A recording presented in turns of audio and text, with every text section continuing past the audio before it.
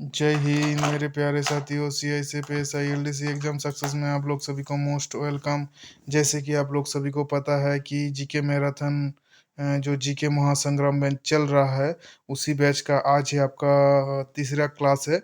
तो क्लास शुरू करने से पहले आप लोगों को कुछ इन्फॉर्मेशन देना है। हमारा जो यूट्यूब चैनल है, यूट्यूब चैनल का नाम है, सभी को पता होगा कि CI से PSI LDC एग्जाम सक्सेस है। ये खास तौर पे CI से ASI LDC एग्जाम, साथ में हेड कांस्टेबल मिनिस्ट्रियल एग्जाम और इसी लेवल का जितना भी एग्जाम है उस एग्जाम को प्रिपरेशन कराया जाता है। और ये जो है, देखिए, ये जो हमारा ये जो यूट्यूब चैनल एक पेड कोर्स क्या है, पेड कोर्स लॉन्च करके रखे है, अर्थात पेड कोर्स हमारा यूट्यूब चैनल में चल रहा है। तो वो क्या है, पेड कोर्स है आपका, टेलीग्राम पेड कोर्स है। उसमें आप जुड़ना चाहते हैं और जुड़ के अच्छा सा प्रिपरेशन करना चाहता है, चाहे कोई भी एग्जाम का है, तो उसमें क्या है, ये नंबर में संपर्क करके आप जुड़ सकते हैं, ठीक है। तो देखिए, ये क्लास को शुरू करने से पहले आज एक क्या है, हम सोचे कि एक मोटिवेशनल एक कोटेशन आप लोगों को बताएंगे, क्योंकि ताकि आप लोगों का एग्जाम का बहुत सारा जो डिस्टर्बेंस हो रहा है, उस डिस्टर्बेंस को ध्यान में रखते हुए हमने क्या है, एक कोटेशन लेकर आए है। कोटेशन है, देखिए क्या है। एक चीज याद रखिएगा कि जिंदगी में जो आपका जितना बड़ा आपका सपना होगा, उतना बड़ा क्या होगा, आपका तकलीफ उतना बड़ा होगा। आप सपना जितना बड़ा देखेंगे ना, तो तकलीफ भी उतना ही बड़ा होगा, ठीक है। और जितना बड़ा आपका तकलीफ होगा, मतलब जब कामयाबी होगा, उतना कामयाबी भी उतनी अच्छे से, मतलब उतनी बड़ा आपका कामयाबी होगा। तो जैसे आप लोगों को अच्छा लैंग्वेज में बताए तो ये बात है कि जितना बड़ा सपना होगा, उतनी बड़ी तकलीफें होगी, और जितनी बड़ी तकलीफें होंगी उतनी बड़ी कामयाबी होगी। ये है आपका आज का कोटेशन। अर्थात आपको जितना भी आज तकलीफ झेल रहे हैं, ये तकलीफ उस दिन आपको मतलब सक्सेस करेगा जिस दिन आपका सिलेक्शन CI से ASI में, जो LDC में आपका सिलेक्शन हो जाएगा। तब आपको ये कुछ याद नहीं रहेगा, उस दिन आपका सिर्फ खुशी ही खुशी रहेगा। तो देखिए, अभी क्या है, क्लास को शुरू कर देता है। 23 नंबर क्वेश्चन है। 23 नंबर क्वेश्चन आपको पूछा है कि where was Vasco da Gama from, अर्थात भास्को डागामा कहाँ से बिलोंग करते हैं, अर्थात ये कहाँ का रहने वाला है, ये जो इस जो बासिंदा है ये कहाँ का है। तो ये आपका आंसर जो है, ये आपका है पुर्तगाल।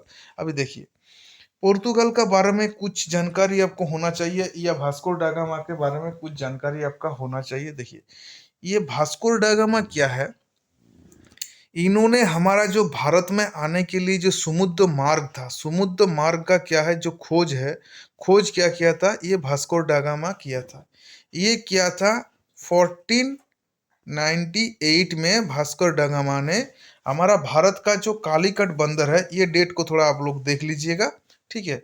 जो भारत का जो हमारा साउथ इंडिया में जो हमारा कालीकट है, कालीकट बंदर में क्या किया था, भास्को डागामा में आया था। उस टाइम कालीकट बंदर में क्या था, जामोरिन नामक एक शासक, मतलब उस राजा ने शासन कर रहा था। इनका इनका टाइम में भारत आया था। ये जो भास्कर डागामा को जामोरिन शासक ने भव्य स्वागत किया था। और इन्होंने आया था, जो भास्कर डागामा आया था, ये क्या था, ये बिजनेस करने के लिए आया था। तो आपको कभी कभी पूछते हैं कि भारत में सबसे पहले कौन सा विदेशी कंपनी आया था व्यापार करने के लिए, अर्थात बिजनेस करने के लिए, तो आपका हो गया पुर्तगाल, ठीक है। पुर्तगाल या पुर्तगाल आपका हो गया आंसर। पुर्तगाल के बाद क्या है, जैसे भास्को डागामा यहाँ से सामान लेके यूरोप में गया, यूरोप में जाने के बाद जब सामान को बेचा, तो उसका कम से कम सुना जाता है कि 40 गुना ज़्यादा मुनाफा हुआ था, अर्थात 40 गुना ज़्यादा इनको प्रॉफिट हुआ था। इसी चीज को ध्यान में रखते हुए दूसरा कंपनी भी भारत में आने लगा। अर्थात पुर्तगाल के बाद कौन आया था, पुर्तगाल के बाद आया था डच, डच के बाद आया था इंग्लैंड, इंग्लैंड के बाद आया था आपका स्पेनिश, स्पेनिश के बाद आया था आपका जिसको बोलता है डेनिस, ठीक है। और उसके बाद कौन आया था, उसके बाद आया था आपका लास्ट में आया था फ्रांसीसी, ठीक है। तो आपको एक चीज, ये जो क्रम को याद रखिएगा, जो आपका जो जो ब्रिटिश जो ब्रिटिश आया था, अर्थात अंग्रेज जो आया था, वो आया था तीसरा पोजीशन में आया था, ठीक है। थर्ड पोजीशन में ब्रिटिश आया था, ठीक है। अर्थात इंग्लैंड आया था। तो सबसे पहले आया था आपका पुर्तगाल, जो पुर्तगीज लोग आए थे, ठीक है।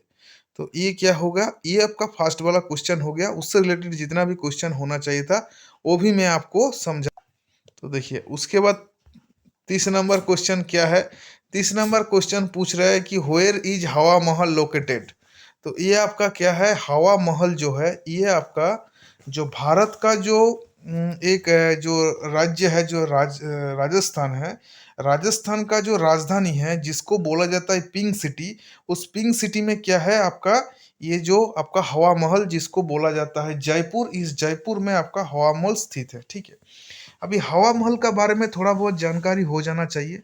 ये जो हवा महल जो था, ये आपका 1799 में जो तत्कालीन जो महाराजा जिसका नाम था सवाई प्रताप सिंह ने इन इसको बनाया था। और इसका जो मतलब एक जो इसका जो नक्शा था, ये क्या है, जैसे एक सर पे जो मुकुट पहना जाता है, मुकुट का जैसा इसका शेप था। ठीक है, और ये तो हो गया आपको हवा महल का इन्फॉर्मेशन।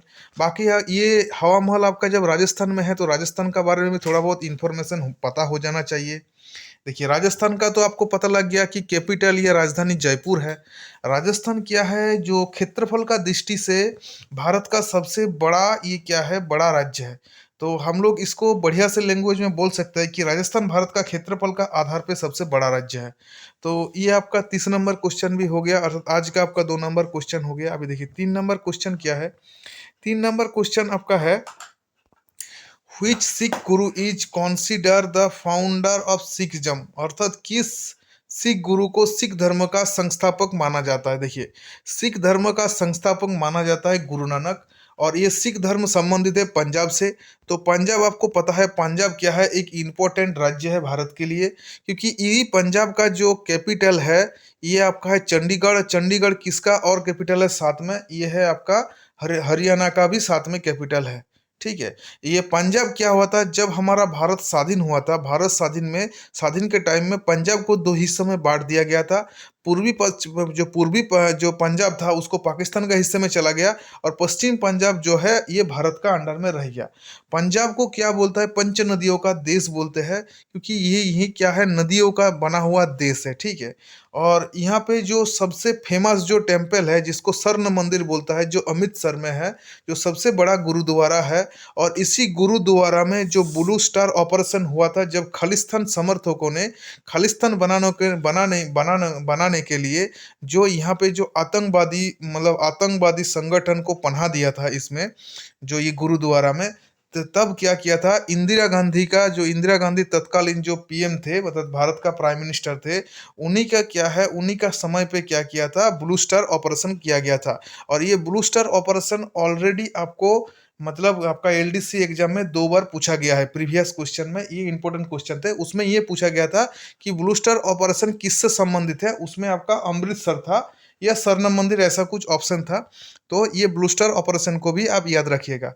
हमने सोचा है कि हमारा चैनल में हाल फिलहाल में हम क्या करेंगे, जितना भी भारतीय जो इंडियन आर्मी ने जितना भी ऑपरेशन किए हैं, उस ऑपरेशन का एक वीडियो ले आने के लिए कोशिश करेंगे। तो वो सोच रहे हैं कि मतलब अभी तो नहीं हो पाएगा, 24-25 तारीख के आसपास में नवंबर में वो वीडियो में ला के आप लोगों को सबको दे दूंगा। ठीक है, तो ये क्वेश्चन भी आपका हो गया। अभी चलिए उसके बाद देखिए 32 नंबर क्वेश्चन क्या है। 32 नंबर आपका क्वेश्चन है कि which is the main festival of Sikh. देखिए सिख का मेन जो पंजाब में, अर्थात पंजाब का जो सिख धर्मावलंबी जो है, उनका मूल जो उत्सव कौन सा है, मूल त्योहार कौन सा है, तो वो है बैसाखी। ठीक है, तो ये आपका 32 नंबर क्वेश्चन भी हो गया। अभी देखिए 33 नंबर क्वेश्चन क्या है, which great man is called iron man. देखिए आयरन मैन किसे कहा जाता है, ये कहा जाता है सरदार वल्लभ भाई पटेल को। सरदार वल्लभ भाई पटेल को आयरन मैन कहा जाता है।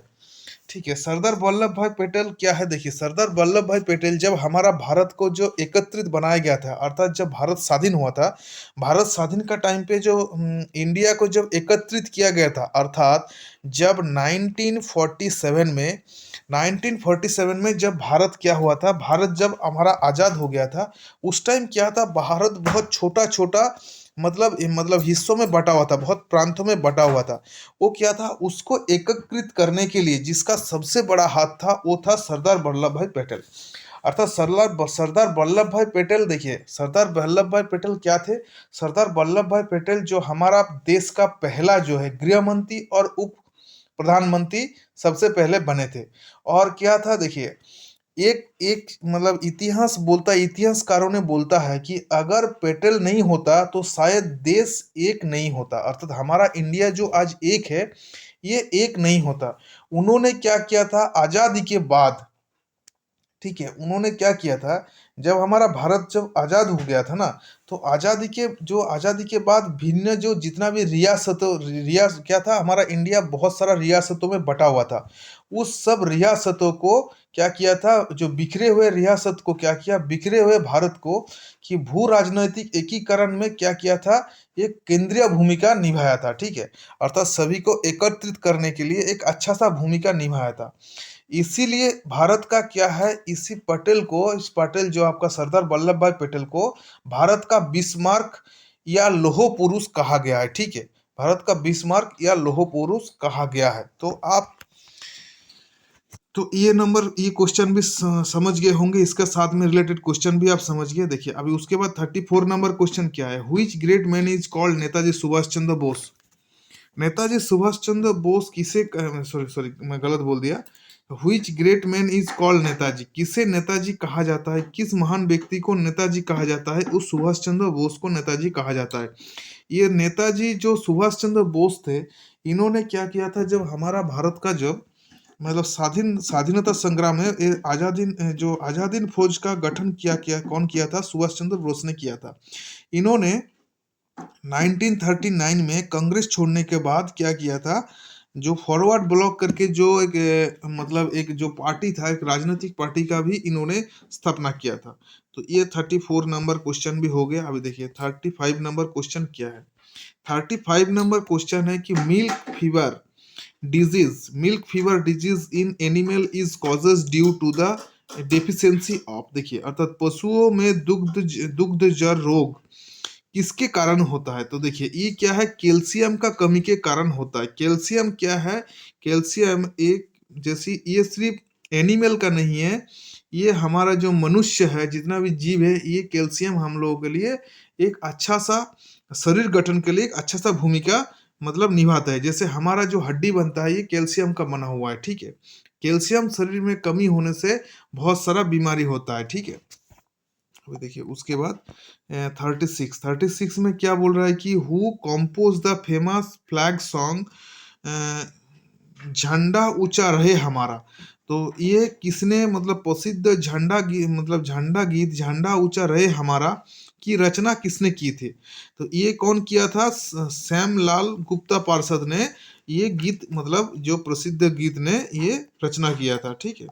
उसके बाद देखिए ये हमारा कुछ इम्पोर्टेंट इन्फॉर्मेशन है कि हमारा जो यूट्यूब चैनल का नाम तो आप लोगों को पता हो गया। एक पेज है फेसबुक पेज, उसका नाम है एग्जाम सक्सेस करके एक पेज फेसबुक पेज है। साथ में एक क्या है, हमारा टेलीग्राम ग्रुप है, जिसमें क्या है, ये टेलीग्राम ग्रुप में आपको फ्री पीडीएफ मिल जाता है और साथ में इस वीडियो का लिंक भी मिल जाता है। तो इसमें आप जुड़ जाइएगा। इसका क्या है, हमारा जो इस वीडियो का डिस्क्रिप्शन में इसका जितना भी लिंक है, इन्फॉर्मेशन लिंक है, वो लिंक दे देंगे। साथ में हमारा जो हमारा व्हाट्सएप का जो हमारा फ्री ग्रुप है, उसका भी इसी लिंक से आप जाके आप इसको देख सकते हैं, ठीक है। अभी देखिए ये हो गया। अभी चलिए अभी नेक्स्ट क्वेश्चन में चलते। देखिए नेक्स्ट क्वेश्चन क्या है, नेक्स्ट क्वेश्चन आपका है कि who gave the slogan return to the Vedas. ये वेदों की और लौटो को नारा किसने दिया था, ये दिया था महर्षि जो आपका दयानंद सरस्वती, इन्होंने दिया था वेदों की और लौटो, ठीक है। इन्होंने क्या था कि आर्य समाज का प्रतिष्ठा भी इन्होंने किए थे, ठीक है। अभी देखिए उसके बाद 39 नंबर क्वेश्चन क्या है। 39 नंबर क्वेश्चन है in which year did Indian participate in the Olympic game of the for the first time. अर्थात भारत ने पहली बार ओलंपिक खेलों में किस वर्ष भाग लिया था। तो भारत ने ओलंपिक खेलों में सबसे पहले भाग लिया था 1900 ईस्वी में सबसे पहले भाग लिया था। अभी देखिए ओलंपिक सबसे पहले जो शुरुआत हुआ था, ये शुरुआत हुआ था ग्रीक या एथेंस, जो एथेंस में ये शुरुआत हुआ था, ठीक है। तो चलिए ओलंपिक के बारे में थोड़ा बहुत जानकारी ले लेते हैं। देखिए ओलंपिक खेलों का जो है, ये खेल जो है 18 1896 में शुरुआत हुआ था, ठीक है। और ये अभी भी चल रहा है, ठीक है। देखिए ये क्या है, इतिहास, इसका जो इतिहास बहुत ही पुराना है, अर्थात ओलंपिक खेलों का इतिहास बहुत पुराना है। प्राचीन ओलंपिक खेलों का जो आयोजन किया है 1200 साल पूर्व किया है, जो योद्धा खिलाड़ियों के बीच में हुआ था, ठीक है। और ये प्राचीन काल में क्या है, ग्रीस यानी यूनानी के राजधानी एथेंस में शुरुआत हुआ था, जैसे आपको बताया 1896 में आयोजन किया गया था। ये क्या था कि ओलंपिया पर्वत पर खेले जाने के कारण, इसका देखिए जो ओलंपिया पर्वत था, तो ओलंपिया पर्वत में ये खेले जाने के कारण इसका नाम क्या पड़ गया, ओलंपिक पड़ गया। और ओलंपिक क्या मतलब हर साल नहीं होता है, ये 4-4 साल बाद होता है, ठीक है। तो भारत ने सबसे पहले इसमें हिस्सेदारी लिया था 1900 में, 1900 ईस्वी में सबसे पहले हिस्सेदारी लिया था। अभी देखिए उसके बाद 40 नंबर क्वेश्चन क्या है।